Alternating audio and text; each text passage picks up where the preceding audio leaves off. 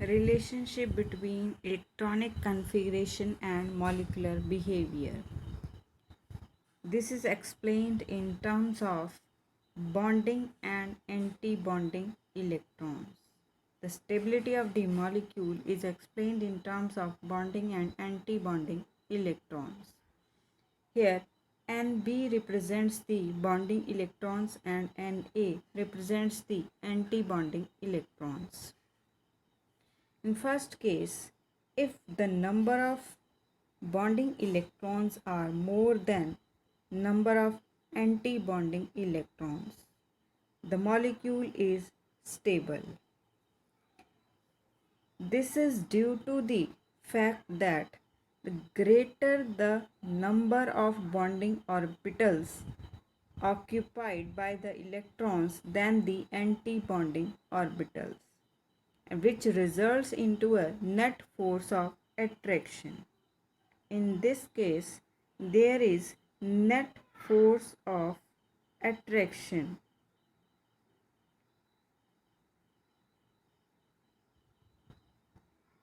occurs. That's why the molecule is stable. And in second case, when the bonding electrons are less than the anti-bonding electrons, the molecule is unstable. Because in this case, the more number of anti-bonding electrons occupy the anti-bonding orbitals more than the bonding orbitals, and the net result is repulsive forces. Means repulsive forces exist between the molecule and the molecule is unstable.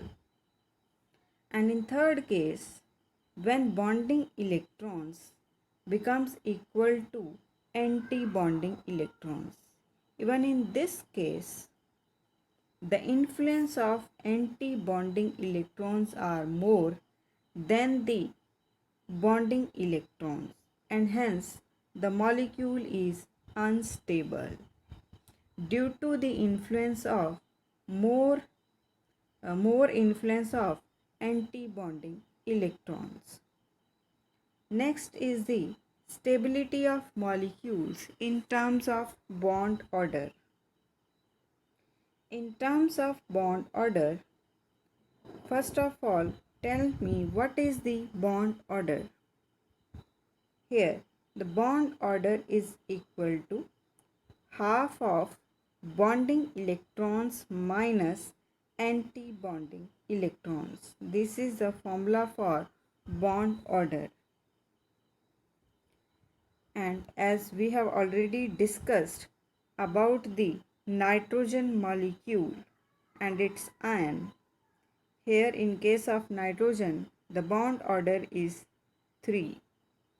And in case of N2 positive, the bond order is 2.5.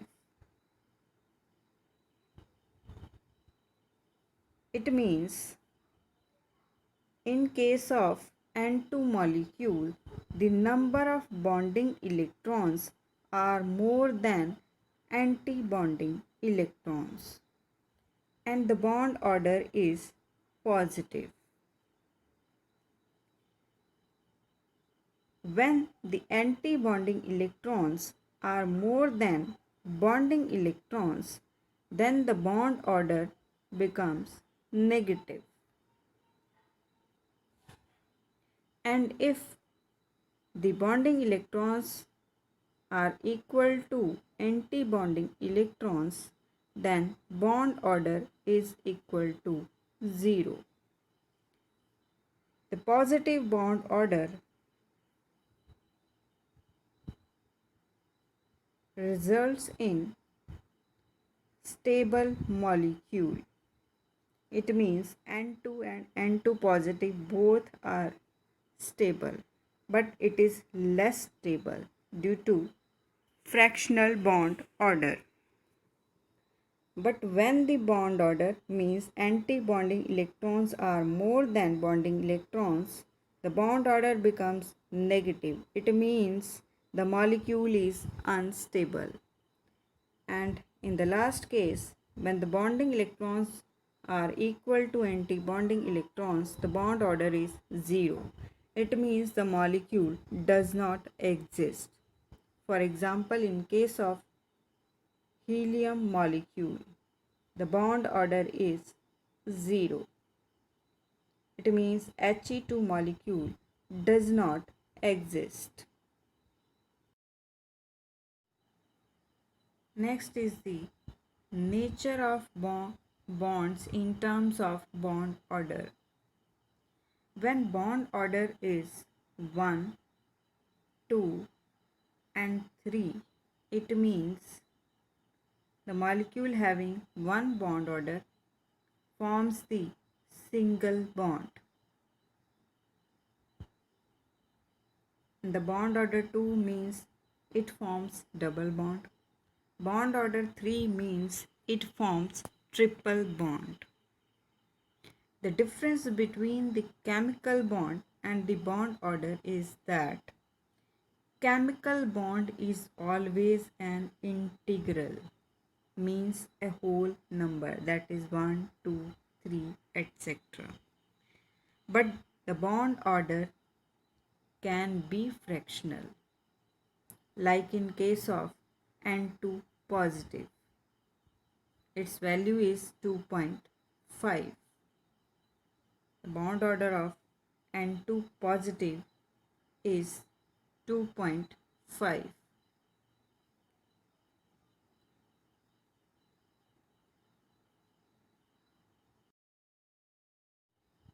For example, in case of N2 positive ion, the bond order is 2.5, that is fractional, but the chemical bond is always in integral form, like in case of nitrogen.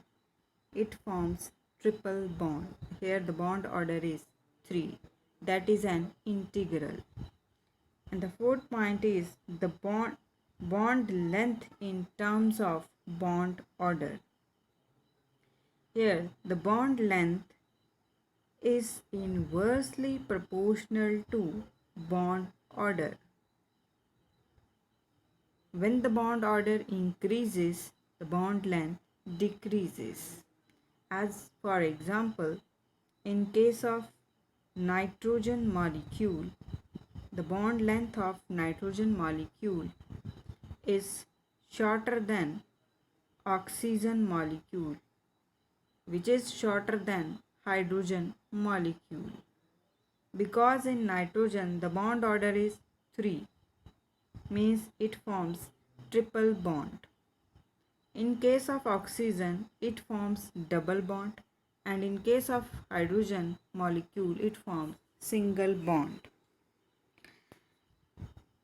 When the bond order decreases, the bond length increases. And when the bond order increases, bond length decreases. It means bond length is inversely proportional to bond order. And next is the diamagnetic and paramagnetic nature of the molecules.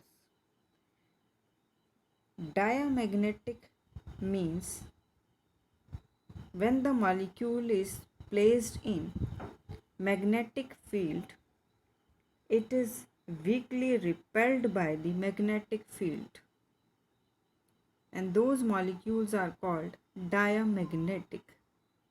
And the paramagnetic nature of molecules, when the molecule is subjected to magnetic field and is attracted towards the magnetic field, then it is called as paramagnetic. And the nature of diamagnetic and paramagnetic is due to the presence of electrons. When the electrons are paired, then the molecules show diamagnetic nature. and when the electrons are unpaired, then it shows paramagnetic nature. For example, as in case of nitrogen molecule, it has no unpaired electron in this molecule. It means all the electrons are paired. Hence, it shows diamagnetic character. Nitrogen is diamagnetic in nature, but N2 positive, N2 negative, they have unpaired electrons in their last orbital. Unpaired electrons. Due to unpaired electrons, these ions show paramagnetic character and hence are paramagnetic. And the bond and the number of bonding and the difference of bonding and anti-bonding electrons, which tells the bond order, gives the idea about diamagnetic and paramagnetic nature of the molecules. When there is unpaired electrons, then the molecule is paramagnetic. When there are all the electrons are paired, then the molecule is diamagnetic. Next is relative stabilities, bond dissociation energies, magnetic characters and bond lengths. Here we took the example of nitrogen and its ions. Here the nitrogen have bond order of 3. It is most stable and it shows diamagnetic character. And N2 positive, its bond order is 2.5, which is less stable and it has paramagnetic character due to presence of unpaired electrons. Similarly, in case of N2 negative, its bond order is 2.5. It is also less stable and here it also shows paramagnetic character. It is less stable due to presence of anti-bonding electrons, which are more than bonding electrons. And in case of N2 2 negative, its bond order is 2 and it is also a least stable ion and it shows paramagnetic character, and its least stability is due to the presence of more number of anti-bonding electrons than bonding electrons. Next is the order of bond dissociation energy. First of all, what is bond dissociation energy? Bond dissociation energy is the energy required to break a 1 mole of bond of a molecule to separate it into its ions. This is the decreasing order of nitrogen and its ions. Here, nitrogen is most stable, means it requires more energy to break the bonds. And in case of N2 positive and N2 negative, these are less stable and their bond angles are same, and that's why they require same amount of energy to break the bond. And N2 to negative is least stable, it means it requires less energy in to break the bond, means bond dissociation energy.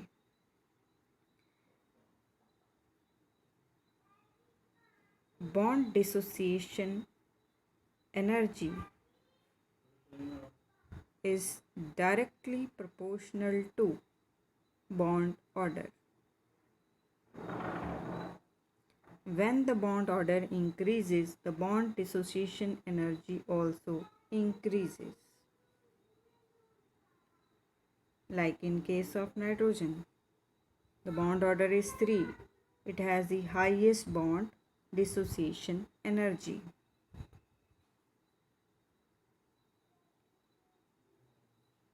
Next is the order of bond length. Bond length is inversely proportional to bond order. In case of N2, it has least bond length, then N2 positive, then N2 negative, then N22 negative. Here N22 negative forms the double bond. It means the bond length is more than N2 negative, N2 positive and N2, because bond length is inversely proportional to bond order. Another example is of oxygen. In case of oxygen O2 molecule, the bond order is 2 and it is quite stable. It shows paramagnetic character due to presence of unpaired electrons. It is stable because here the bonding electrons are more than anti-bonding electrons. Next is O2 positive. Here the bond order is 2.5. It is most stable. The reason is same. Here the bonding electrons are more than anti-bonding electrons, and it also shows paramagnetic character due to presence of unpaired electrons. Next is O2 negative. Here the bond order is 1.5 and it is less stable, and it also shows paramagnetic character. And the last one is O22 negative. Here the bond order is 1 and it is least stable, and it shows diamagnetic character because all the electrons are paired in the orbitals. And this is the order of bond dissociation energy. And as we know that the bond dissociation energy is directly proportional to bond order. When the bond order increases, the bond dissociation energy also increases, as in case of O2 positive. Here the bond order is 2.5, which is more higher in all the species, and it has higher bond dissociation energy than O2, then O2 negative, and then O22 negative. Next is the order of bond length. Here it is the reverse of bond dissociation energy, or bond length is inversely proportional to bond order.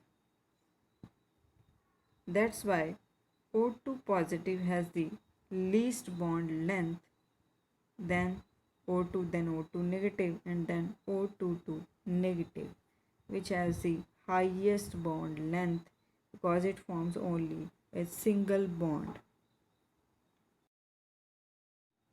Hydrogen bonding. What is hydrogen bond?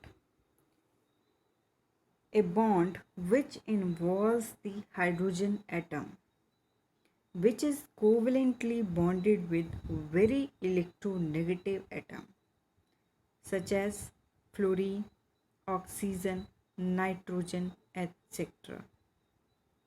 The bond between the hydrogen atom and the most electronegative atom is called the hydrogen bonding, and the bond formed is weaker than ionic as well as covalent bond, but it is stronger than the bond formed by van der Waals forces of attraction. Here are some examples of hydrogen bonding. For example, in case of water molecule, the oxygen of water molecule acquires partial negative charge, and the hydrogen of another water molecule acquires partial positive charge. Because oxygen is more electronegative than hydrogen, it pulls the electrons of the hydrogen or the bond towards itself. That's why oxygen acquires partial negative charge and hydrogen acquires partial positive charge, and the dotted line represents the hydrogen bond. And this is the attraction between partial positive and partial negative charges on two different atoms of water molecules. And another example is of HF molecule, in which fluorine is more electronegative than hydrogen, and it acquires partial negative charge, and hydrogen acquires partial positive charge, and the dotted line represents the hydrogen bond. And next is types of hydrogen bonding. There are two types of hydrogen bonding. First one is intermolecular hydrogen bonding. This type of bonding exists between different molecules. For example, in case of water, here two water molecules are bonded with the hydrogen bond, and this is the hydrogen bond. And this is the attraction between partial positive charge of oxygen, partial negative charge of oxygen, and partial positive charge of hydrogen. Here is the partial negative charge of oxygen, and here is the partial positive charge of hydrogen. Oxygen acquires partial negative charge due to the high electronegativity than hydrogen. And another example of intermolecular hydrogen bonding is methanol, in which this is the formula of ethanol, in which the oxygen of methanol forms the bond, hydrogen bond, with hydrogen of another methanol molecule, and here it acquires partial negative charge oxygen, and hydrogen acquires partial positive charge. The bond formed is called intermolecular hydrogen bond. And next one is intramolecular hydrogen bonding. It occurs within the same molecule, means it exists between the same molecule. For example, orthonitrophenol. Here in this case, this is the benzene ring, and the OH group of orthonitrophenol forms the hydrogen bond with oxygen of the NO2 group, and this exists within the same molecule. And this type of bonding is called intramolecular hydrogen bonding. Similarly, in case of salicyl aldehyde, here this C double bond of H group is called aldehyde group or carbonyl group, which forms the hydrogen bond with OH group, and here the dotted line represents the intramolecular hydrogen bonding because it occurs within the same molecule.